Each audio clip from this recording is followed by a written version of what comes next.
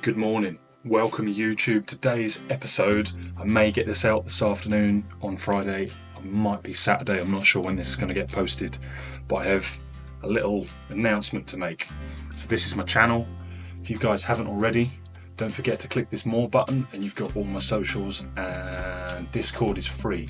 You're welcome to join Discord if you want to chat and join the community. Don't look to segregate people, or I don't want to separate people from people that pay and people that don't.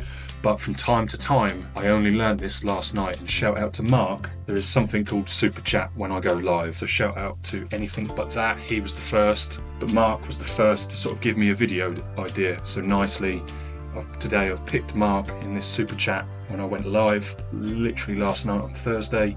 And anyway, long story short, stopping the waffling, Mark has asked about building a shed. So I want to talk to you guys about Google Sketchup. Now I'm using Google Sketchup 2017.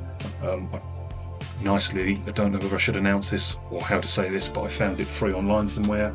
But I've just been looking at Google Sketchup and looking English pounds. If you wanted it on the iPad or the web, or annual, or like you can get it monthly, or like just for the Windows. It's a lot of money to use everything Pro. I'm sure there's free versions, and yeah, look, this is in euros and this is in American dollars. If you wanted it, I'll just show you all the prices there. Pause the video if you want to check them out. But yeah, you just go to SketchUp, plans and stuff like that. So yeah, so welcome to the channel, and yeah, in today's video we are going to draw a shed for Mark. So he needs a shed that is 5 meters, 780 mil long. God, can you tell I'm doing this live and I'm going to mess and mumble my words up. Right. So up here we have, don't know what they call this. If I hover over it, to the shapes.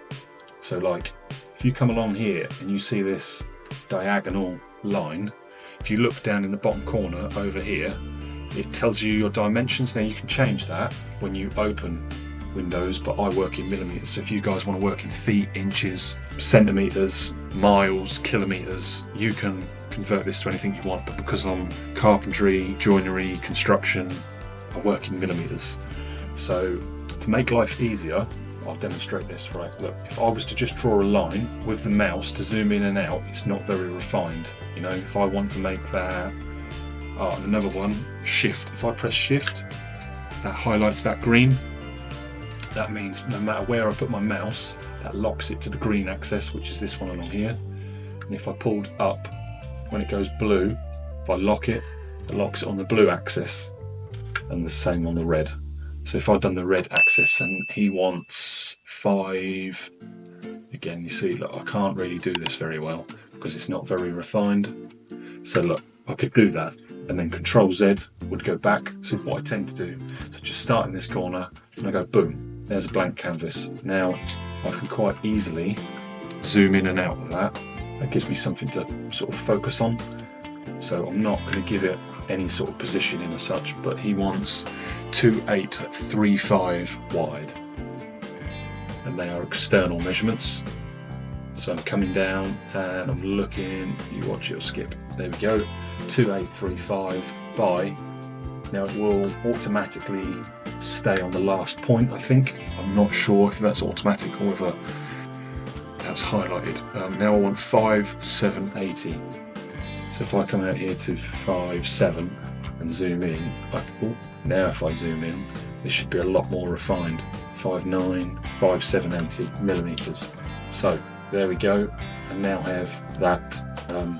I tried to quiz Mark in the live chat last night about whether that was the base or something, so he's not sure. So I would recommend, Mark, that you then come another 100 millimeters wide. Right, I'm just going to lose that. Now that I've identified that I'm 100 mil wider than that pad, so what I now like to do is this, and then is what I can do is this. Now you see that line popped up. If you now look down in the bottom right corner, it says 100 by 100, because it will also do it when it reaches a rectangle. So you need to double check that the square that you're clicking is the right one. Now, what did I do there? I put a load of lines in that I don't need. So So what I have done, in fairness, I shouldn't have done that line, is what I should have done. I'll do it on this one. So you could do it like that using the squares, and then you don't have to see, you'll see that you don't have to keep swapping tools if you do it like that. But it's what you could do, is you could just use the pencil like that, lock it to the green axis, go bosh. But then is what you would have to do, is you would then have to go back to your square, and you would then have to find, yeah, just check that's 100 by 100. No, lose that.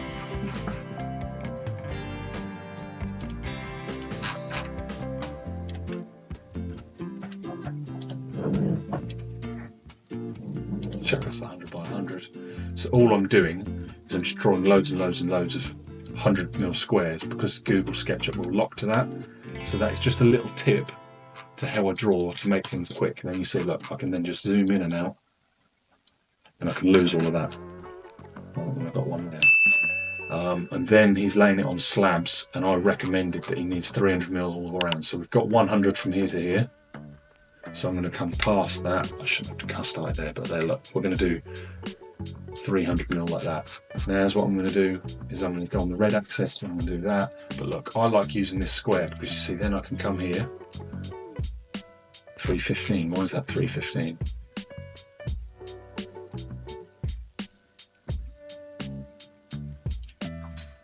It shouldn't be 315, what is that? Ah, that's started from there. You see? This is why it's important to check your measurements, right?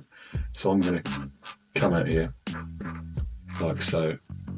Yeah, I'm just going to zoom in until I hit 300. There we go, 300. Make sure I'm on that point, then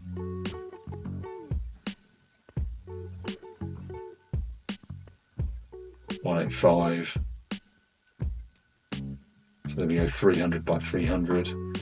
Then again, it's irrelevant where I come with that, but I just want to drag from there and make sure that that is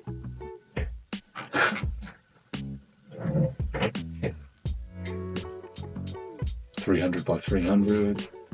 Come along there, go to there, and just make sure that that is 300 by 300, and make sure that is 300 by 300. Now is what I need to do, is lose these lines. So be careful what lines you're losing, because you need to be able to visually imagine what you're trying to create. So it's starting to make sense now, starting to look clearer. If you get confused, say something like this. If you get confused, then come square onto it and just say like, right, okay, that's my shed brace. This is where my walls are. Sorry, the walls are going to be inside. If I come down here and I go to say stone, this is where my concrete is. And then you can say, and this is where the slabs are that I've laid it on. That's what I'm aiming for, apologies. That's where I've potentially confused you guys. If I do confuse you guys, comment below. So yeah, today's video, we're talking all about building and designing sheds. Now, I'll talk a little bit, even though I waffle a lot, talk a little bit about building regs. So I don't know where you live, so I can't tailor it to you. But I can tell you this.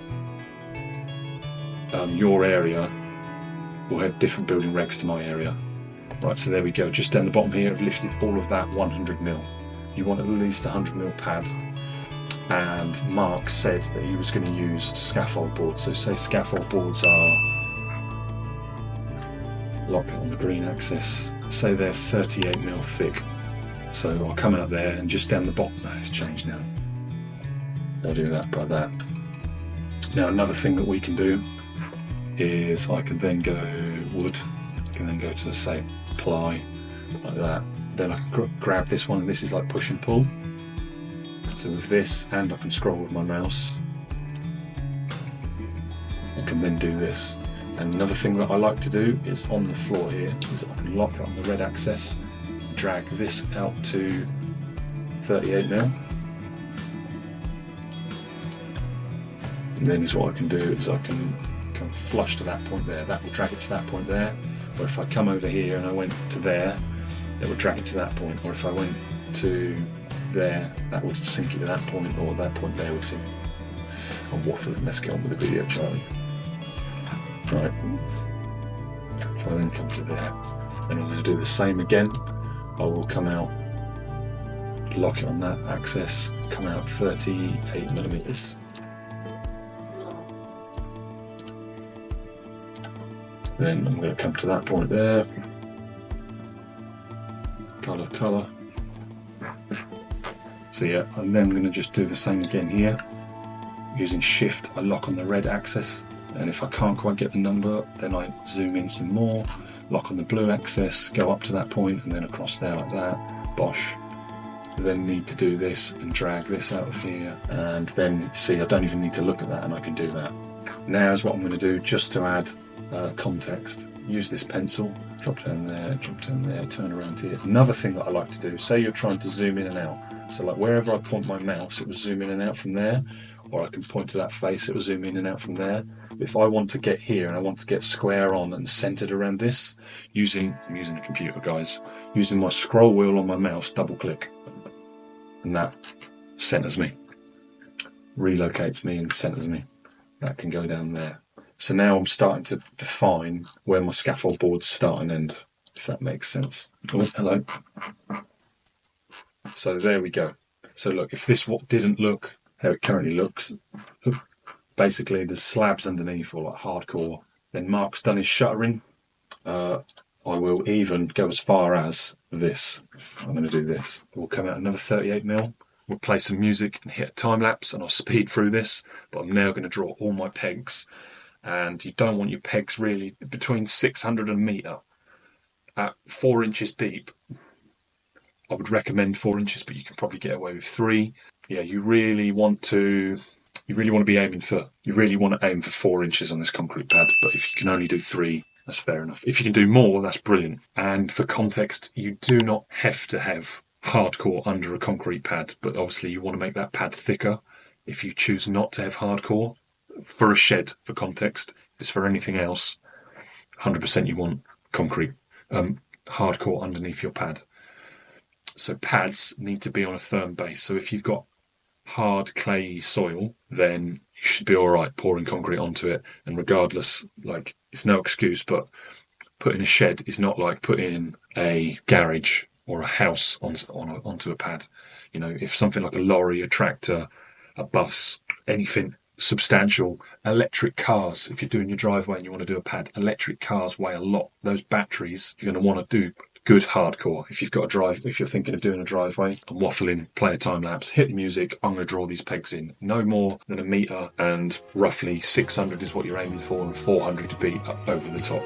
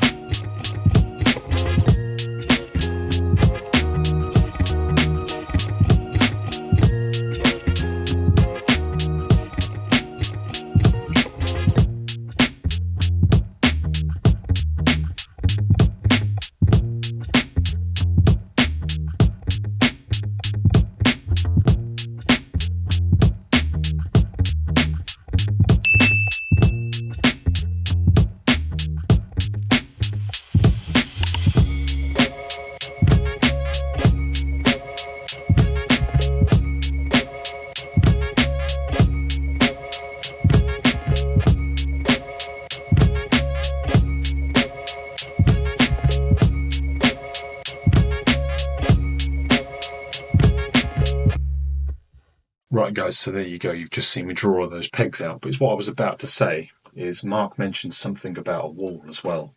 So what I was going to say is, ignore that. I'm just going to use this for an example. If I lift this to, I don't know, let's just lift it really high. We'll go 4 meters. Not sure what it is to underside wall plate. 399.60. There we go, underside wall plate. Say, I don't know, you've got a brick building there.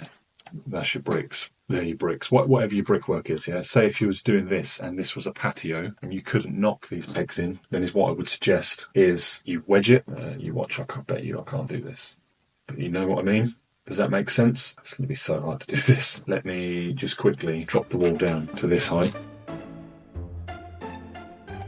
So if you was up against the wall, lift that again. So you got the... Let's put loads of lines in it. So if you did get that, just bosh, let's get rid of that. So yeah, say if you was up against the wall, guys, is what I would do is I would infill like noggins supporting that, because what you have to worry about is when you look eye down the side of the timber like this, you don't want that to be able to bow, because concrete is very heavy, very, very heavy. So yeah, if you've got a wall, Mark, I would put noggins in like that to brace your scaffold boards. I think you said you was going to use, I would recommend 600 to a metre. I've drawn 600s, but if you want to save on material, go for a metre. I wouldn't stretch to 1200. So now then, internally, Mark also mentioned that he was going to run a course of bricks. So a course of bricks is going to be, I think they are 85mm for engineering bricks. So if I come out here, and then I'll just go round, and again, but watch that dotted line is not there, and it says 85 by 53. See down in the bottom right corner? Just keep sliding, and now it says 85. Even though that looks like a rectangle, you need to aesthetically look. You see that looks square, but that's 137, whereas that doesn't look like a rectangle. But now if I do that and come square onto it, now it looks like a rectangle. And we'll lose that. Lose that.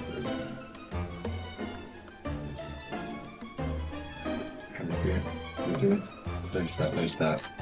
And what we're going to use is engineering bricks. I'll use breeze blocks as engineering bricks, or the pattern breeze blocks is like my engineering bricks. Now 3 courses and bed of engineer bricks, I think is 315mm, because 3 courses is the same as a block, or is it 215? 86mm, which includes a bed of 10mm mortar, so 86 times 3, 258. Okay, so I will now come on the push and pull button, and I will lift this, and I'm watching that bottom corner, 258. There we go, 258. Even though that looks like a couple of rows of bricks, 258mm is thingy. Now I'm going to draw the bottom sole plate on. For this, I think Mark said he was going to use 3x2, so 3x2 is, I think it's 87mm. 38 by 63, okay, 63mm. I'll come in here and I'll do 63 plus 12. I will over quantify than under quantify when I do stuff like this. So I'm going to say use 12mm OSB, but you can get away with 9. 9 is going to be absolutely fine. No, let's help Mark out. 9 is what he needs. We'll draw 9.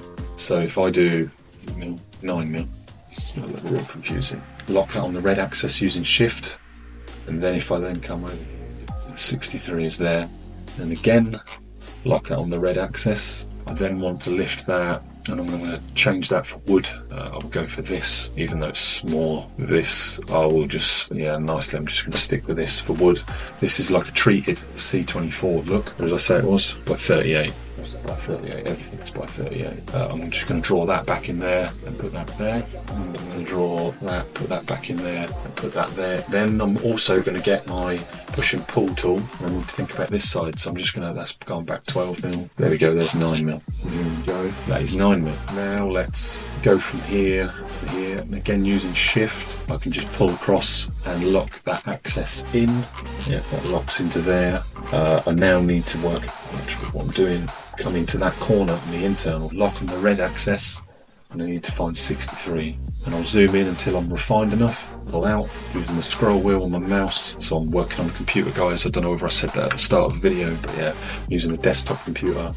Every now and then I just double click the scroll wheel to make sure that when I so that when I spin around and do stuff, I'm centered to what I'm looking at. So now I want to come in here, lock on that edge, 7, 8, 9. There's 9mm, lock there on the red axis, and just slide down and touch this point. Then I'll come along here and I'll just go, let's say 68, 63. Zoom out. Again, look, I don't need to be anywhere near. If I just lock on that red axis, then come down here and I'm going to refine it to that point there. Then is what I'm going to do is delete that out of there and change that and change that. Then come in here, lift that to there. I'm also going to just delete that and delete that because that doesn't need to be there.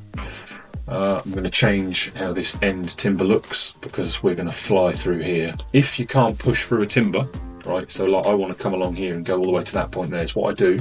So I pull out of here, I lock on that green, and then I touch there. And do you see how that went invisible? But it tells me that on the line, constrained on the line from point. Click there, then I'll have to.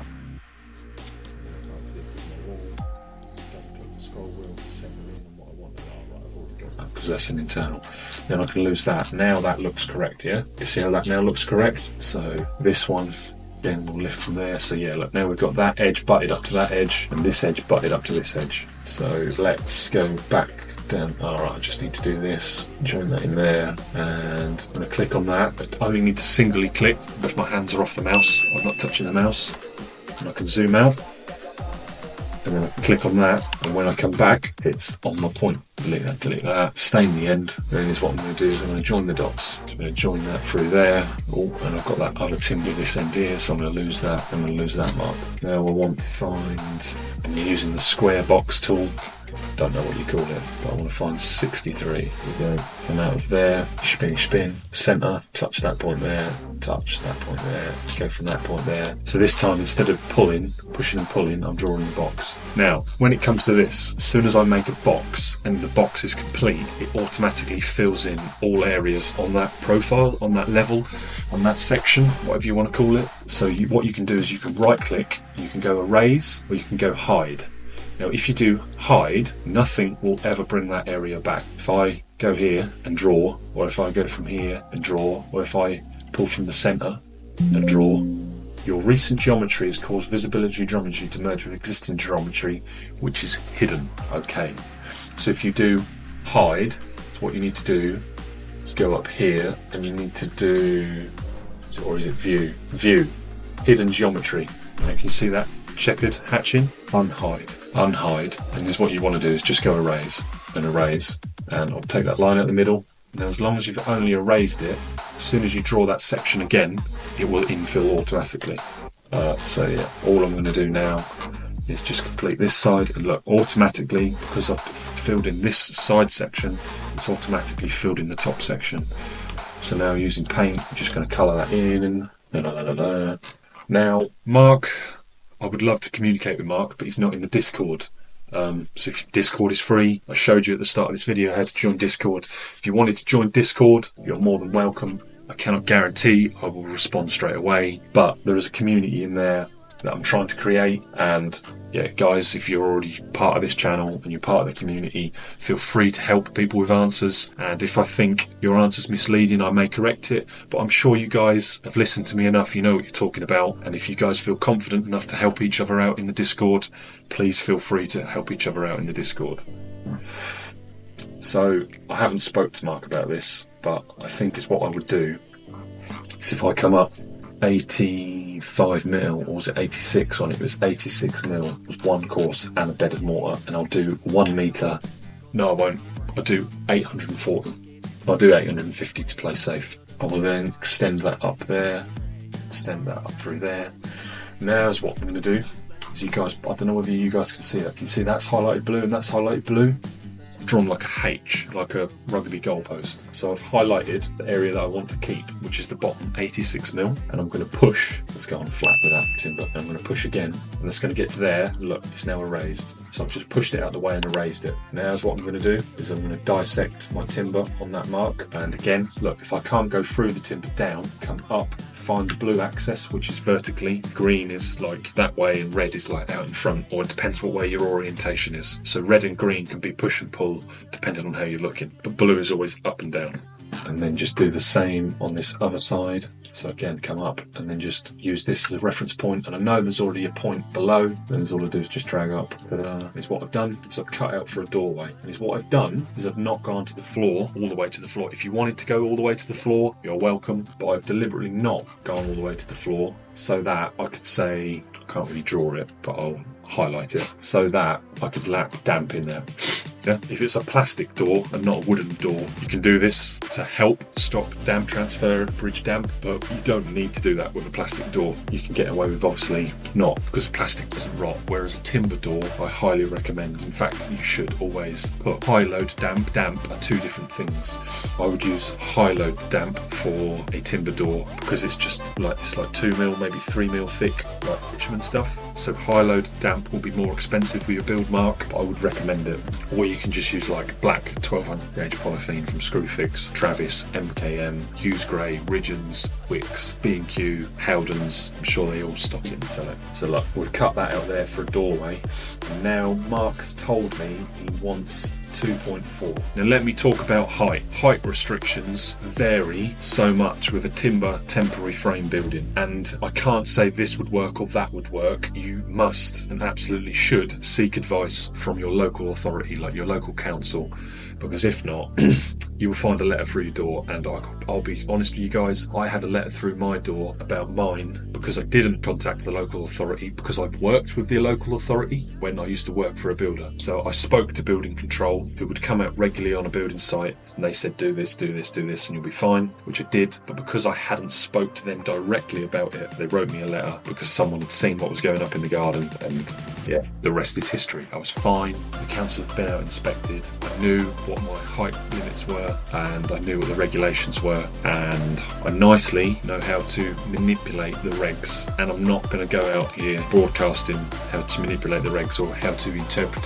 regs, but you can do things when you understand how the regs work. If you take the time to learn regs, you can manipulate them in your favour, but I'm not going to go in on that because I could open up holes. So Mark has asked for 2.4 high, so I lock on the blue axis. I'm going to pull up here, there's 1.7. Let's go to 2.4. Now, you might be able to go higher, but I'm just going to rule of thumb so that you guys stay safe. I would, as a rule of thumb, don't cross 2.3. If you're unsure, don't cross 2.3. I think all sheds are around 2.2 to 2.3, but I would nicely think, and I'm guessing, this is not fact, I'm guessing that 2.4 is the limit. The rough guide. There are things where if you're not close to your neighbour's fence, or your boundary, we'll call it, if you're not close to your boundary and you was in the middle of a big plot of land, and when I say in the middle, more than 2.5 metres, 3 metres away from the boundary, then I think you can go higher, but I'm not going to say a number because I wouldn't want to tell you a number and you take my advice, which is just advice, it's not facts. I wouldn't want to say something on here, you took it for gospel or took it as a fact, went and built something, and then like, oh, that builder online, he said. Always speak to the local authority if you're unsure. If you think you know and you're confident with your own knowledge, crack on, but I would advise you to contact them because they could knock on your door like they did with me. I was naive, they knocked on my door. I wasn't naive enough to build something out of regs because I very much know my regs or my area, and I was fine, but I still got reported and they still come looking. So always speak to the local authority. Right, so yeah, there's that. Bosh, was that not on that point? Where was that? Right, that was on that point. So let's go there like that. Let's go in line with that, and then let's lock onto that. Let's then go lock in here like that. Let's then go up here like that. If you find that when you're scrolling in, guys, it moves really slow like that because you're zooming into like infinity. It's like past the point that you've drawn, and like the depth, the scale of Sketchup is like unlimited. You're drawing a module thing here to scale, which looks all perfect, but like Google SketchUp could be zooming into something a trillion miles away over here. So make sure your mouse, so watch this, in and out, in and out. Make sure your mouse, your pointer, is on the focal point that you're trying to zoom into. Right, erase that. Right, so nicely guys, I'm going to end today's video here, and I'm going to leave you with a joke that I heard online the other day from another YouTuber YouTube crew. I won't lie, I heard it from another YouTube crew and it had me in stitches. So this is the end of today's episode, guys, and I'll see if I can come up with enough jokes to tell at the end of these series. So today's joke. So I was up at the pub the other day and there was this little guy in a tuxedo playing the piano. So I tapped my mate on the shoulder and I said, "What's up with the little fella playing piano?" And he went, "There's a genie out front granting wishes. Have a go if you want." So I wandered out the front of the pub and I said to the genie, "I hear you're granting wishes. Would you grant me one?" And he said, "Yeah, sure, go for it. Any wish you like, sir." So I said, "I wish for $1 million." And he went, "When you walk back in the pub, your wish will be granted." And off I went into the pub, opened the door. There was ducks everywhere. And I was like, "What? This guy ain't very good." So I tapped my mate on the shoulder and again I went, "That genie ain't very good. I asked for $1 million and there's 1 million ducks everywhere." And my mate turned around and looked at me and said, "Do you really think I wished for a 12-inch pianist?" If you like that, guys, smash the like button, click subscribe for more. That is going to be the end of today's episode, and I'm going to post this now. It is 8:30 on Friday the 7th of February. I'm low on content, so nicely, guys. Hope you enjoy this, and this will either be going live Saturday or Friday. You'll already know that because you've just watched the video and it'll be uploaded. Thanks for watching, guys. Like I say at the top of my YouTube, click on more. Welcome to check out all my socials. It's all free. Discord is free. Discord doesn't work for some reason, guys. Drop me a message and I'll update the link and I'll get you in there somehow if you want to join the Discord. Is free. But like I say, I can't promise I'll respond to everything. I'll try and help everyone as much as I can. Please bear in mind, I do this for free. YouTube just about pays me pence because I'm starting out, but I do this for free. So nicely, I might not reply straight away, so please give me time. Guys, if you're already in there and you feel like you can answer someone's questions or help each other out, please, you're welcome to help each other out. If I think something's misleading, I'll just guide you in the right direction and correct. Please, I won't call anyone out. I don't disrespect anyone's opinion. All entitled to your opinion. Guys, I'm waffling. I'm Charlie. This is CB Carpentry. Thanks for watching, and I'll see you in the next one. Peace. Bye-bye.